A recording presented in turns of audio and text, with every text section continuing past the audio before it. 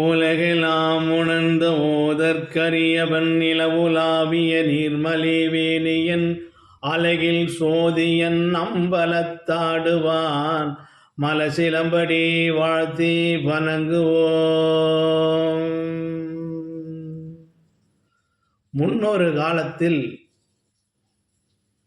மலைநாடு என்று அழைக்கக்கூடிய சேர நாட்டை சேர்ந்த கொடுங்காலூர் என்கின்ற ஊரில் பிறந்தவர்தான் இந்த கொடுங்காலூரில் பிறந்தவர் கரட்டாற்றறிவார் என்ற நாயன்மார்.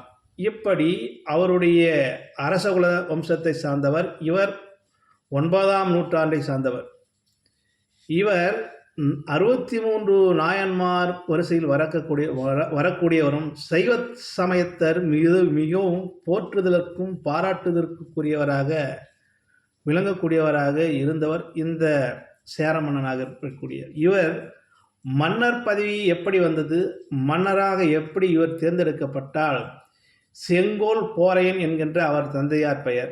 அவர் அந்நாட்டை ஆண்டு விட்டு துறவரம் மேற்கொள்கிறார். இனி இந்த ஆட்சி எனக்கு வேண்டாம், எனக்கு பிறகு வாரிசுகள் வர வேண்டும் என்று அம்போ என்று நாடு நகரத்தை விட்டு துறவரம் மேற்கொண்டார். இதை அறிந்த பொதுமக்களுக்கு என்ன நலம் பயக்க வேண்டும் என்று அறிந்த அக்காலகட்டத்தில் மந்திரியார்கள், தளபதிகள், ஏனைய பொறுப்பாளர்கள் அனைத்து உணர்ந்து யார் வர வேண்டும் என்று நாள் குறிக்கிறார்கள். அப்படி பார்க்கின்ற போது அந்த ஊரில் அந்த அடுத்த இளவரசராக தேர்ந்தெடுக்க வேண்டும் என்றால் அதற்கு அனைத்து தகுதியும் உள்ளவராக இருக்க வேண்டும் என்று பஞ்சாங்கம் பார்க்கிறார்கள்.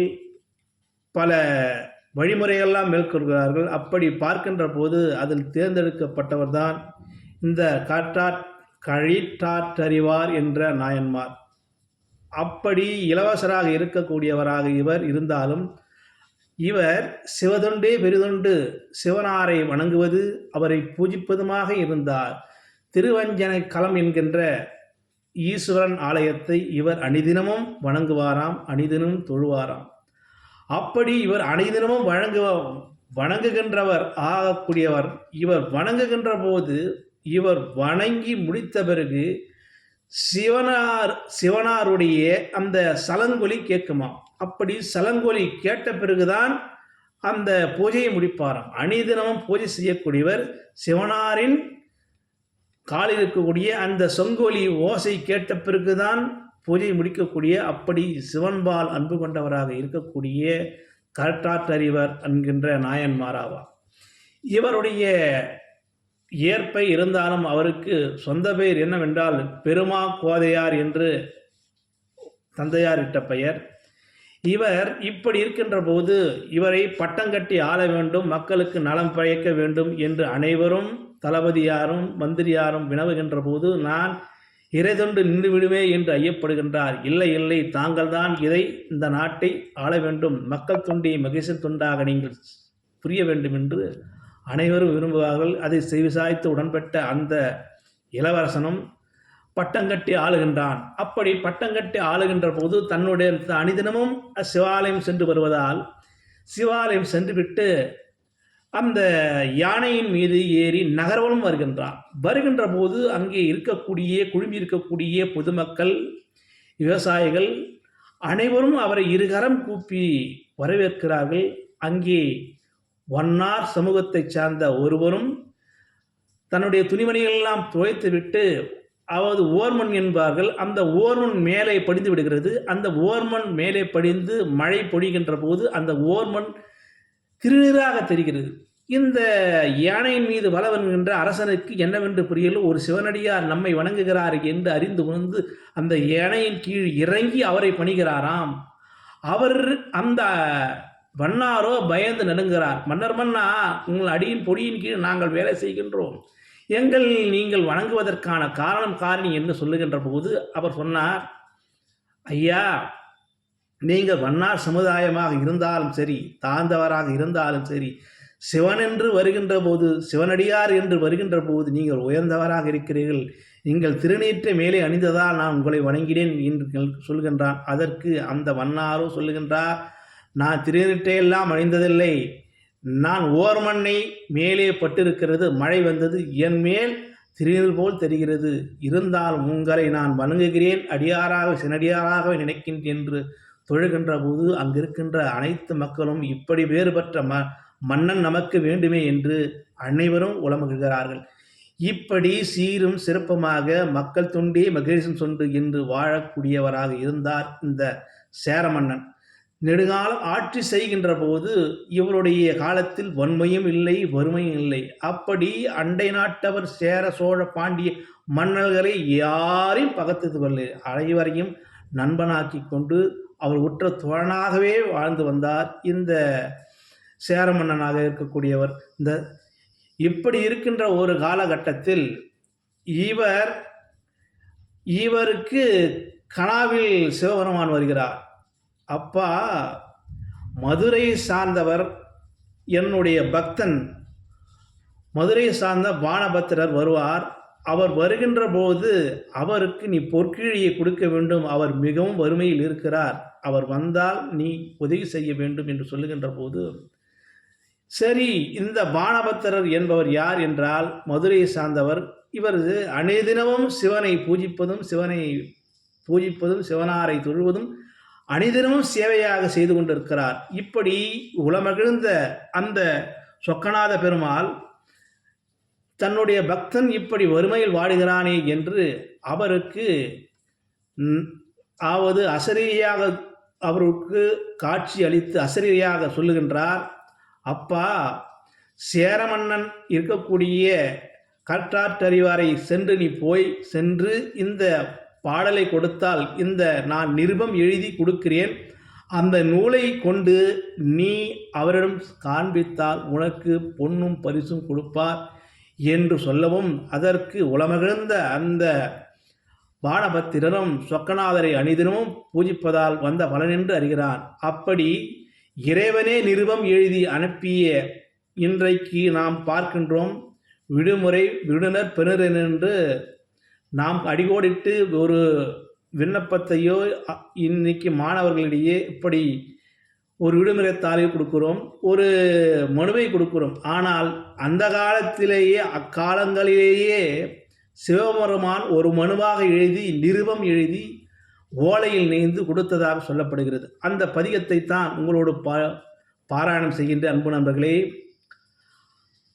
மதிமலி புரிசை மாடக்கூடல் மதிமிசை நிலவும் மால் நிற வரிசிற அன்னம் பயில்மொழில் ஆலயவையின் மன்னிய சிவன் யான் மொழிதரு மாற்றம் பருவ கொன்முப்படியர பாவலர் கொருமையின் உரிமையின் உதவி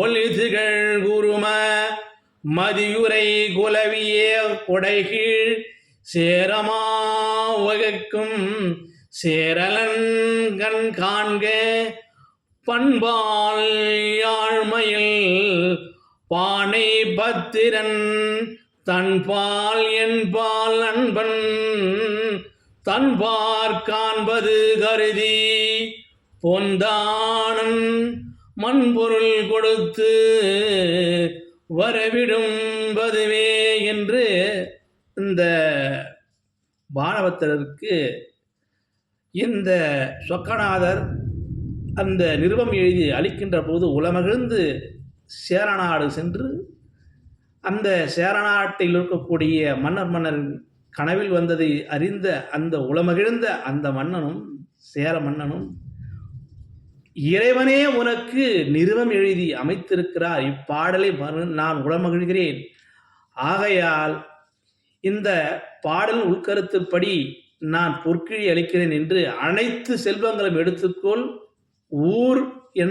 ஊரை கூட எழுதி வைக்கிறேன் என்று சொல்லுகின்ற போது இறைவன் கேட்க, நான் தர மறுப்பதா? அவனால் தான் நான் அரசனானேன், இந்த உலகமே அவனன்றி ஓர் அணுவும் அசையாது என்று அனைத்து பொருள்களும் தருகிறான்.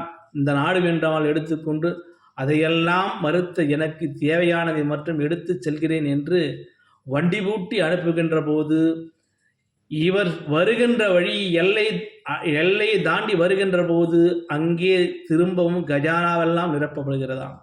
ஈசன் அருளாலே திரும்பவும் செல்வ வளம் கழிக்கிறதாம் அந்த சேர மன்னனுக்கு. இப்படி இருக்கின்ற போது இந்த சேர மன்னன் அனுதினமும் பூஜை சிவனாரை பூஜிப்பதே தொண்டாக செய்கின்றான். அன்று ஆலயத்தில் பூஜை செய்கின்ற போது இவன் பூஜை முடிக்கின்ற போது சங்கோலி ஓசை ஒலிக்கும். இவருக்கு அனிதனமும் ஒலிக்கக்கூடியது, அன்றைக்கு சங்கோலி ஓசை ஒலிக்கவில்லை. நான் என்ன பிழை செய்தனோ பாவம் செய்தனோ என்ன என்று தெரியவில்லையே, இறைவனுக்கு சேவை செய்ய நான் பொருத்தமானவன் இல்லையோ, முறை தவறி செய்துவிட்டோனோ, பூஜை பலாபலன் இல்லையே என்று கதறி அழுகிறார் அந்த சேர மன்னன். இந்த பூஜைக்கு என்ன காரணம் என்று அறியவே என்று, இறைவா என்னை மன்னித்து விடு, நான் என் பூஜையை தவறாக ஏதோ பிழை செய்துவிட்டேன் என்று உடைவாளை உருவி கழுத்தை அறுக்கின்ற போது, பக்தா நில், ஆரூரில் சுந்தரமூர்த்தி நாயனார் பதிகம் பாடுகின்ற போது இரண்டல லயத்து அவர் பாடலை கேட்டுக்கொண்டிருந்தேன். ஆகையால் அந்த கேட்கும் திறனை அறிந்ததனால், இசையில் மலைத்ததால் உன்னுடைய பக்தியை நான் தவறிவிட்டு விட்டேன். பிழை ஏதும் இருந்தால் காத்தருள வேண்டும், பொறுத்தல வேண்டும் என்று இந்த சுந்தரமூர்த்தி நாயனாரையும் இந்த சேர மன்னனையும் நட்பு கொள்வதற்காக இப்படி ஒரு திருவிளையாடலை நடத்தினார் சிவபெருமான். அப்படி உணர்ந்து அறிந்த ஆரூரில் இருக்கக்கூடிய சுந்தரனாரையே சுந்தரமூர்த்தி நாயனாரை நான் பார்க்க வேண்டும் என்று ஆவல் கருதி எம்பெருமானை வணங்கி அப்பொருள் பொருட்டு இவர் ஆரூர் செல்கிறாராம். ஆரூர் சென்று வழிநெடுக்க இருக்கக்கூடிய இந்த தியாகராஜ பாகவதரும் வணங்குகிறாராம், சுந்தரமூர்த்தி நாயனாரையும் வணங்குகிறாராம். வணங்கி வழிபட்டு, அடியேன் தாங்கள் சிவபெருமான் இப்படி கட்டளை இட்டதால் உங்களை பார்க்க நேர்ந்தது. உங்களுடைய திருவுள்ளத்தை நான் பற்றி மிகவும் பெருமைப்படுகிறேன். உங்களுடைய சிவதண்டை என்று நான் என்றும் மறவான் என்று அடியேன் என் பாதக்கமலங்களை தொட்டு வணங்குகின்ற போது, நண்பா, இவர் சிவன் திருக்கூட்டின் விளையாட்டினால் நாம் இருவரும் ஒன்று சேர்ந்திருக்கிறோம் வா என்று சொல்லுகின்ற போது, அவருக்கு செய்த அனைத்து பணிவிடைகளெல்லாம் இந்த சுந்தரமூர்த்தி நாயனார் செய்கின்ற போது, தன்னுடைய அரசாட்சியின் நீங்கள் வர வேண்டும், நான் விருந்தினராக வர வேண்டும் என்று இந்த சேர மன்னன் தன்னுடைய நாட்டிற்கு அழைத்து வருவானாம். சேர நாட்டிற்கு அழைத்து வந்து அவரை மகிழ்வித்து உலமகிழ்கின்ற போது, சரி, என்னுடைய அரூர் இருக்கக்கூடிய ஈஸ்வரன் ஞாபகம் வந்து விட்டது, நான் கிளம்புகிறேன், மீண்டும் வருகிறேன் என்று அங்கு விடைபெற்று திரும்பவும் வருகிறாராம் இந்த சுந்தரமூர்த்தி நாயனார். ஒரு காலகட்டத்திற்கு பிறகு நண்பனை பார்க்க வேண்டும் என்று மனத்தில் உறுதி கொண்டு இந்த சுந்தரமூர்த்தி நாயனார் சேர நாட்டிற்கு வந்து சில காலம் அவருடன் பணியாற்றி உலமகிழ்ந்து அங்கே இருக்கக்கூடிய ஆலயங்கள் தொழுது பதிகம் பாடுகிறார். இந்த பதிகத்தை பாடுகின்ற போது கைலாயத்தில் இருக்கக்கூடிய சிவபெருமான், இனி சுந்தரமூர்த்தி நாயனாரை இப்பூ உலகில் இருக்க வேண்டாம், முக்தி பேறு பெற்றுவிட்டார், ஆகையால் இங்கே இருக்கக்கூடிய தேவகணமாக இருக்கக்கூடிய வெள்ளை யானையை அனுப்புகிறார். பூலோகம் வருகிறது. வந்து, சுந்தரமூர்த்தி நாயனாரே, நீங்கள் கைலாயம் வர வேண்டும், இது சிவனுடைய உத்தரவென்று தாங்கள் வர வேண்டும் என்று அந்த யானை சொல்ல, அதில் மீறி சுந்தரமூர்த்தி நாயனார் பூவுலகை விட்டு சிவலோகம் செல்லுகின்ற போது, கைலாயம் செல்ல முற்படுகின்ற போது, நண்பனானை பிரிய முடியாமல் இந்த சேர மன்னனும் வருகின்றான். ஐயா, இது எனக்கிட்ட கட்டளை, இன்றும் நண்பா உன்னை நான் பிரியவில்லை, நானும் உடன் வருகிறேன் என்று அந்த சேர மன்னனும் தன்னுடைய குதிரையின் மீது ஏறி அவர் தென் திசை நோக்கி போருகின்ற போது இவரும் முற்படுகின்ற போது குதிரை போக வேண்டும் என்றால் அந்த குதிரைக்கு நமசிவாயம் என்ற அந்த குதிரையின் காதில் ஓதுகின்ற போது அந்த குதிரை ஆவது இறைநிலை உணர்ந்து சிவகைலாயம் செல்லுகின்ற ஒரு பூரிப்படைந்து இந்த சுந்தரமூர்த்தி நாயனாருடைய யானையை 3 வலம் வந்து சீறி பாழ்கிறதாம் விண்ணுலகத்திற்கு. அப்படி இருவரும் சேர்ந்து கைலாயம் அடைகின்ற போது கைலாயம் அடைந்து சிவபெருமான் அடிபொடியின் கீழ் சுந்தரமூர்த்தி நாயனார் போய் இருக்கின்ற போது அப்பொழுது இந்த சேரமன்னனும் வருகிறானாம். கயற்றாற்றியவரே, நீங்கள் ஏன் இங்கு வந்தீர்கள்? உங்களை நான் அழைப்பு விடுக்கவில்லையே, அழையாத வீட்டிற்கு நுழையாமல் நீ வரலாமா என்று சொல்லுகின்ற போது, அப்படி சொல்லுகின்ற போது, அடியாருக்கும் அடியாராகவும் எளியோனுக்கு எளியோனாக இருக்கக்கூடிய ஈசனாகிய நாங்கள் உங்கள் மீது அலாதி பக்தமும் பற்றுமும் இருக்கின்றோம். அந்த உங்களுடைய திருப்பாதங்களை தொழுது வணங்குவதே என்னுடைய குறிக்கோள் என்று நான் வந்தேன். ஆகையால் உங்களுடைய நான் பதிகம் பாடி உங்களுடைய பதிகமாக நான் பாடிக்கொண்டிருப்பது திருக்கயலாய ஞான உலகை திருக்கயலாய ஞான உலவை கயலை பெருமான் திருமுன்னார் எடுத்துரைத்து அரங்கேற்றினாராம். அந்த திருக்கயலாய பாடலை பாடுகின்ற போது சிவபெருமானம் உளமகிழ்ந்து, இனி முதல் சிவகணங்களுக்கு நீங்கள் இருவரும் தலைவனாக இருக்க வேண்டும். இந்த சிவகணங்களுக்கும் நீங்கள் இங்கே வந்ததுக்கான காரண காரியத்தை முக்தி பேரி பெற்றீர்கள் என்று உமாதேவியாரும் சிவபெருமானும் ரிஷபவாகனத்தில் காட்சியளிக்கிறார்களாம். அன்பு நண்பர்களே, 63 நாயன்மார் வரிசையில் வந்தவர்தான் இந்த சேரமன்னனாக இருக்கக்கூடியவர். இவருடைய குரு பூஜை என்னவென்றால், இவர் அரச குலத்தை சேர்ந்தவர். குரு பூஜை ஆடி மாதம் சுவாதி நட்சத்திரம். இவருடைய அவதார ஸ்தலம் கொடுங்காலூர். முக்தி ஸ்தலம் என்பது திருவஞ்சை களம். இப்படி பேறு பெற்று இருவரும் சிவன் பால் அன்பு கொண்டு சில காலம் வாழ்ந்து சிவன் அடி சிவபதம் அடைந்தார் என்பதை விட சிவலோகம் சென்று முக்தி பேர் பெற்றார்கள் என்று நான் சிவனாரை வணங்கி ஓம் நம சிவாய என்று உணர்ந்து உங்களுடன் விடப்படுகிறேன். நன்றி அன்பு நண்பர்களே.